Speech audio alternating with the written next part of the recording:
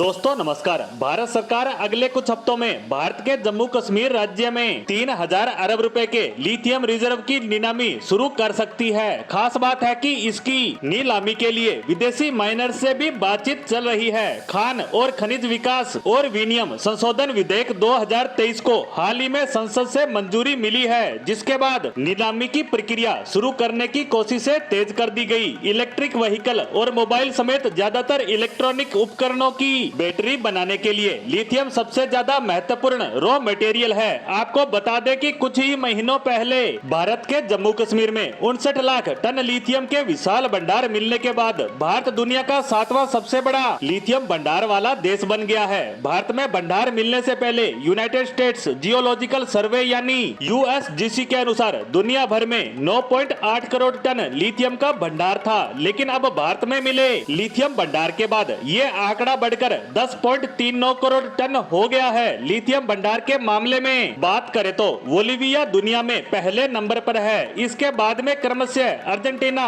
America, chilli, Australia, चीन है और इन सब के बाद स्थान आता है भारत का। इन सब देशों के पास पूरे विश्व का 76% लिथियम भंडार है। लिथियम के मामले में अब भारत भी आत्मनिर्भरता की तरफ अग्रसर है। फिलहाल की बात करें तो भारत में 100% लिथियम का आयात किया जाता है। वाणिज्य मंत्रालय के आंकड़ों के अनुसार 2022-23 में 2.8 अरब डॉलर यानी लगभग 23,000 करोड़ रुपए की लिथियम आयन बैटरी दूसरे देशों से आयात की गई। इसमें भी लगभग 95% लिथियम आयन बैटरी की खरीदारी अकेले चीन और हांगकांग से ही की गई थी। बता दें कि लिथियम एक महत्वपूर्ण खनिज है। यह दुनिया की सबसे नरम और हल्की धातु में से एक है। आसान भाषा में कहे तो यह इतना ज्यादा नरम होता है कि इसे चाकू से भी बड़ी आसानी से काटा जा सकता है और इतना ज्यादा हल्का होता है कि आसानी से पानी पर तैर भी सकता है। इसका इस्तेमाल इलेक्ट्रिक व्हीकल्स और इलेक्ट्रॉनिक उपकरणों के लिए बैटरी बनाने में किया जाता है। भारत में लिथियम के विशालकाय भंडार मिलने से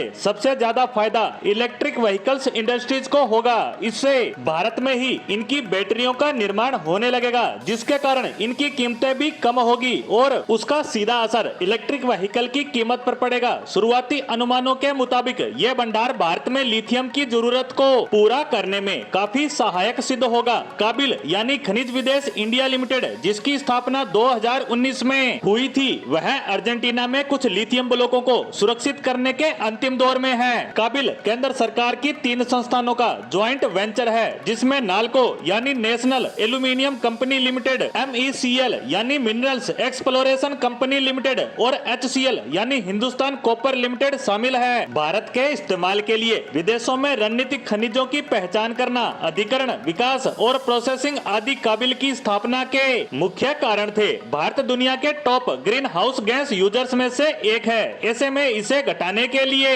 भारत ऑस्ट्रेलिया, अर्जेंटीना और चिली जैसे देशों में खनिजों को सुरक्षित करने के लिए समझौते कर रहा है। हालांकि इन देशों की सरकारों के साथ चल रही बातचीत अभी शुरुआती चरण में है। साथ ही सरकार लगातार लिथियम को सुरक्षित करने के तरीके तलाश रही है। बता दें कि चीन में 1 टन लिथियम की कीमत करीब 50 लाख रुपए है। इस हिसाब से जम्मू कश्मीर में मिले लिथियम की कीमत करीब 3000 अरब रुपए आंकी गई है, जो भारत को माला माल कर देगी और साथ ही आने वाले समय में हमारी जरूरतों को पूरा करेगी। इसी के साथ लिथियम पर आई इस खबर पर हमारी आज की पोस्ट को यहीं समाप्त करते हैं। धन्यवाद।